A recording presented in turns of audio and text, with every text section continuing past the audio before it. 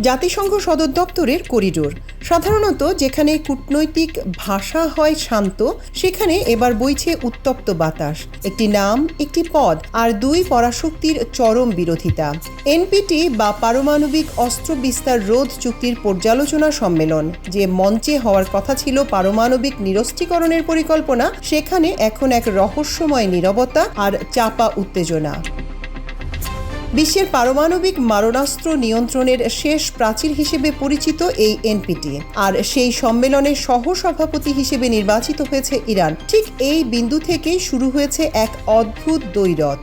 ওয়াশিংটনের করিডোরে এখন প্রশ্ন, এটি কি নিছক একটি প্রশাসনিক নিয়োগ, নাকি এনপিটি চুক্তির মর্যাদার প্রতি এক চরম উপহাস?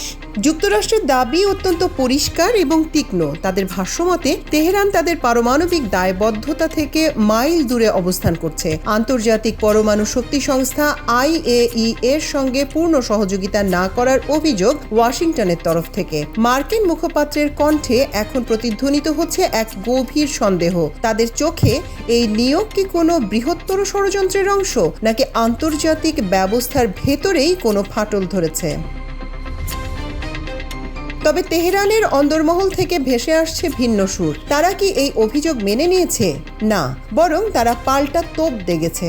ইরানের যুক্তি, যারা ইতিহাসের পাতায় পারমাণবিক বোমার ধ্বংসলীলা লিখেছে, সেই যুক্তরাষ্ট্রের মুখে নীতি কথা মানায় না। পারমাণবিক অস্ত্র ব্যবহারের কলঙ্কিত রেকর্ড যাদের হাতে, এনপিটি নিয়ে তাদের উপদেশ দেওয়ার নৈতিক অধিকার কোথায়?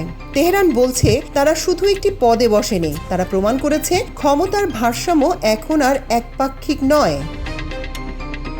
এটা কি কেবল কথার লড়াই, নাকি অতীতের ক্ষত খুঁড়ে বর্তমানের আধিপত্য ভাঙার চেষ্টা? বিশ্বজুড়ে পর্যবেক্ষকরা বলছেন এই বিতর্ক কেবল এনপিটি নিয়ে নয়, এর পেছনে লুকিয়ে আছে ভূ রাজনীতির এমন এক রহস্যময় দাবা খেলা, যার চাল আমরা সাধারণরা হয়তো দেখতে পাচ্ছি না। পর্দার আড়ালে আসলে কি ঘটছে? পারমাণবিক অশুভ ছায়া কি আবার দীর্ঘ হচ্ছে, নাকি এই কূটনৈতিক নাটক কেবল একটি বৃহত্তর ঝড়ের পূর্বাভাস?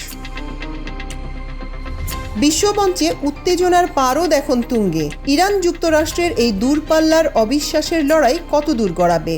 ইতিহাস কি নিজেকে পুনরাবৃত্তি করবে, নাকি মানব জাতি প্রবেশ করতে যাচ্ছে এক নতুন অনিশ্চিত মোড়ে? প্রশ্ন অনেক, কিন্তু উত্তরগুলো আপাতত গোপন।